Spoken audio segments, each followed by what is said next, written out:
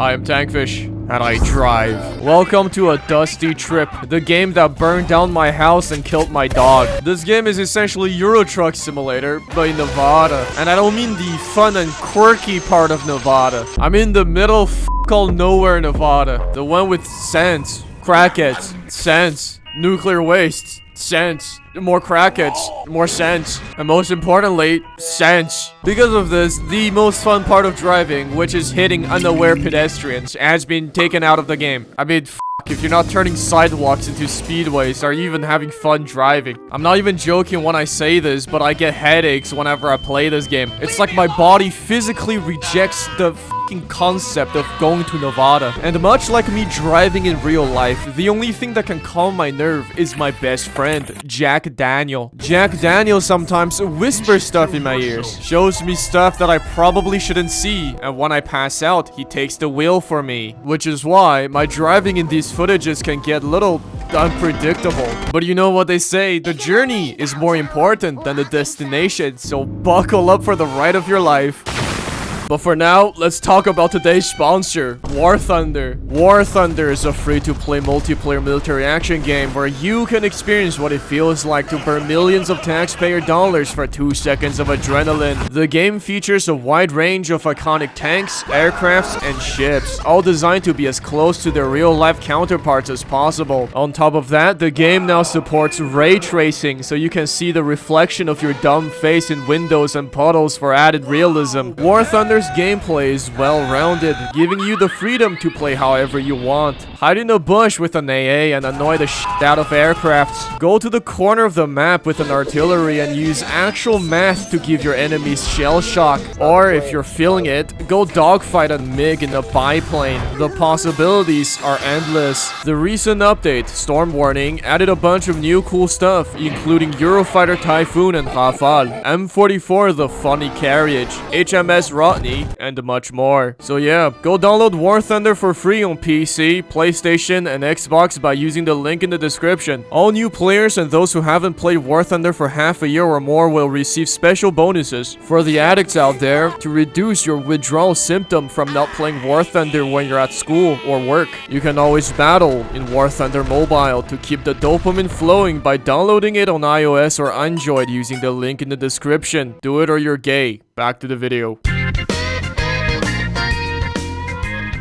It's basically a really disappointing road trip, just like how your dad is disappointed in you. You and your friends arrive at the Airbnb you booked. It was cheap, looked great in the photos, and even has a helipad. What could possibly go wrong? Well, it's Nevada. With nothing to do, you decide to repair the broken car in the front yard and go on a drive. Having graduated from the McDonald Automobile Mechanics program and with over 1,000 hours in my summer car, putting this Chinese knockoff Lego set of a car together was an easy feat. And after packing some supplies and refueling the vehicle, you set off and drive. Literally Ryan Gosling. Now that sounds simple and all, but sadly, this game is the embodiment of Murphy's Law. Anything that can go wrong will go wrong. Shits will be constantly thrown at the fan, and every situation will always end in a car wreck.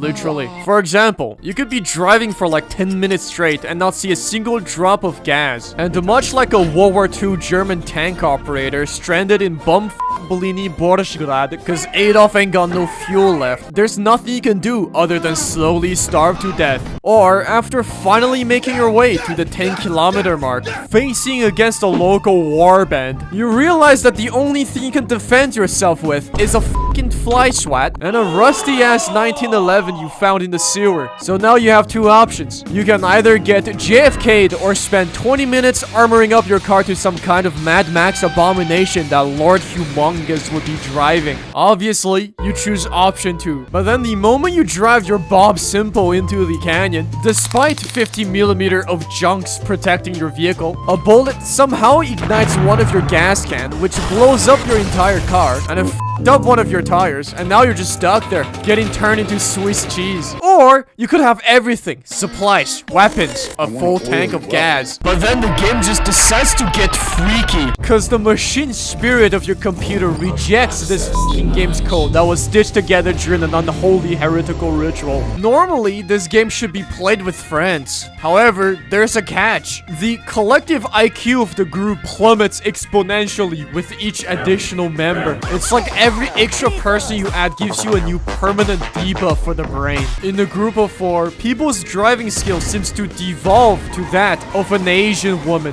who's also blind. Some dumbass will always put the wrong liquid in the wrong compartment. The dynamites will 100% blow someone up. And when a guy is unleashing his ultimate melee attack, there's always some fucker running in front of him who happens to have 1 HP. God, I fucking hate this game. Here in Nevada, we have some of the most gas-guzzling, unreliable piece of shit for you to drive.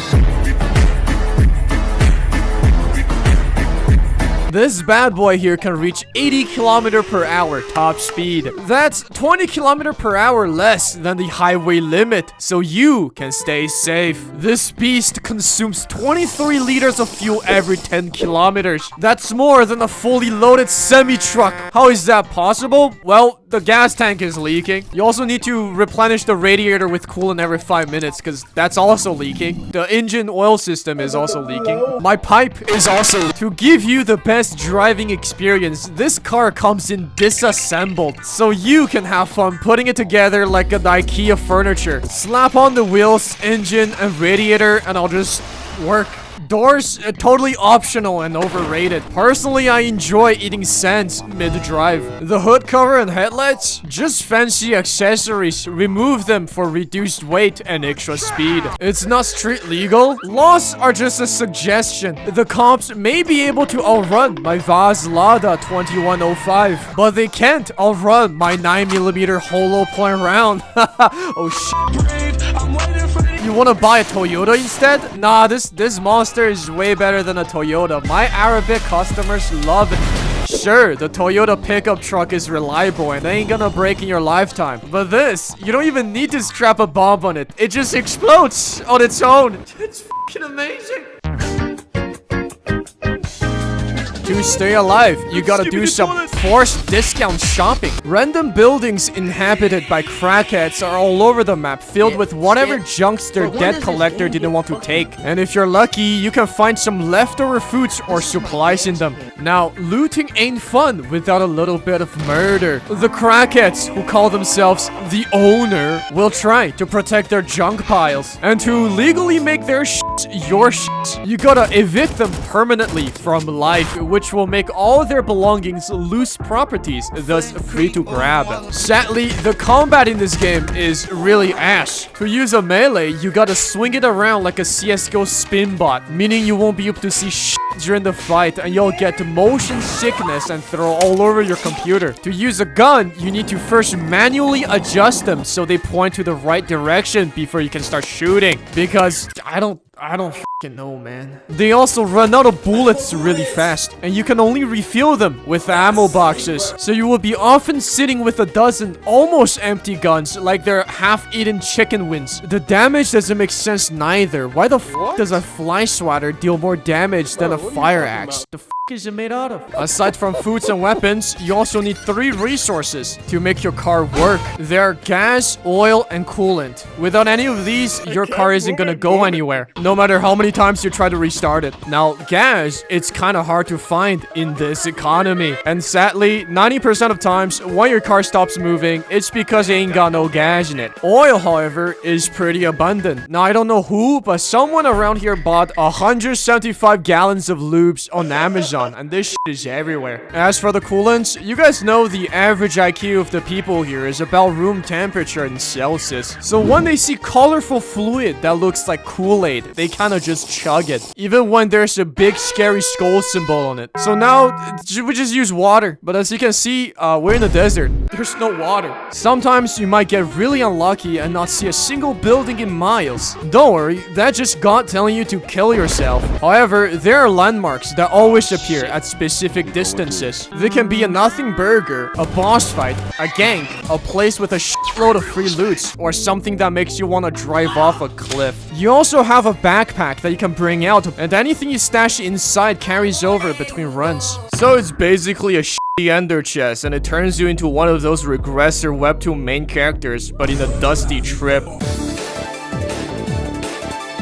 Whether it's because you're driving after snorting too much crack, or you're trying to impress your bros with your complete lack of skills, your car can get pretty beat up, and some parts can just cease to exist and disappear amidst the chaos. Which is why it's always smart to stock up in spare parts in case you need to do some field repairs. Sometimes better car parts can be found. You know, the ones that leak less and have fewer dents and rusts. There is no fully functional stuff in this shithole. It kinda works is the best you can settle with. Rarely, you can find a big-ass fan or scrapped rocket engine that the crackhead stole from Area 51. Now, is it a good idea to put him on a car?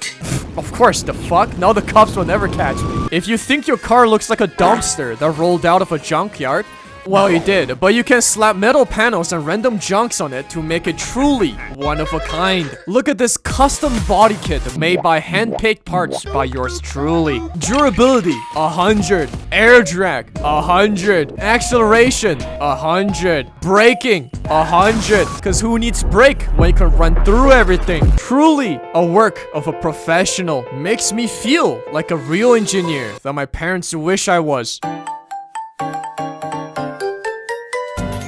This game is all shits and giggles in the beginning. Heal someone giggles and Your dumbass been stuck in the beginning for 5 minutes, flipping the brake trying to get the car moving because you didn't know that you needed to press R to start the car? So silly. Your friend running straight into a tornado, turning the car into a fucking human washing machine? So goofy. Someone secretly ignited a dynamite, put in the car, and killed the entire crew? So funny. I'm literally laughing and dying on the floor right now. But soon you realize you're not going anywhere, because the truth is, to go past 5 kilometers, you need to lock in. Foods need to be rationed. People need to take turn driving so they can focus. And supplies need to be stockpiled. As you get more serious and better at the game, your goal becomes further and further and further.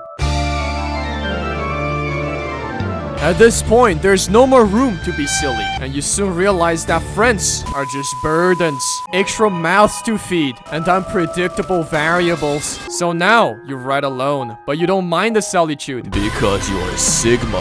And because you have funny meme compilation number 37 playing in the background. Being the certified grandmaster of long-distance highway excursion with a PhD in dodging obstacles and natural disasters, driving for a long time without losing focus is no longer a challenge, but just another Tuesday. You slowly hoard an arsenal of overpowered weapons in your inventory, so getting rid of bosses and enemies quickly became a mundane task. Your only goal now, to go even further beyond. After weeks of trying to reach an end that doesn't exist, you finally thought to yourself, why the f am I playing this? What the f is the point? So you just picked up a door and flew really far, further than you ever were. And that's when you broke the matrix and realized, this game is actually kind of boring, isn't it? What if, just for once, I try this Lamborghini? Nothing bad will happen, right? Wrong. You will be hooked on how much more powerful the paid items are and slowly descend into a financial ruin. The paid weapons are overpowered, basically have infinite ammo, and are permanent. In front of them, all bosses and enemies are essentially reduced to unarmed civilians, and you might as well be playing the game on peaceful mode. The M134 minigun by General Electric, like one of their washing machines, will wash all of your problems away. But at what cost? 700 Bobucks. All the paid cars are also fast as f.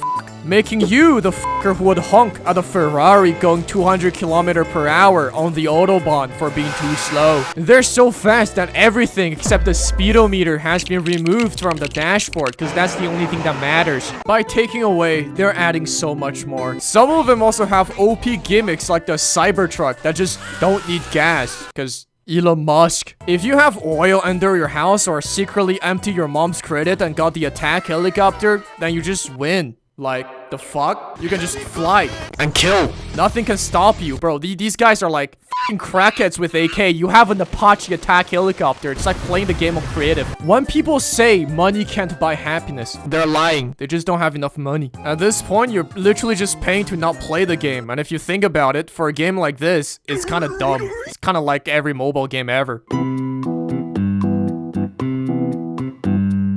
There's really nothing much to this game. You just drive and get severe migraine. Hopefully you have reached a good ending and not fall to the dark side of microtransaction. You're literally paying for a worse experience, and once you get a sip of that pay-to-win advantage, you can no longer come back from it. Instead, why not give the bullbucks to me? Trust, it'll be a lot more worth it. I'll double it in 2 days, no cap. So yeah, in conclusion, I hate this game. I don't even like driving. I take the bus. That's it for this video. Subscribe, like, and comment, or I will send you to Nevada for real.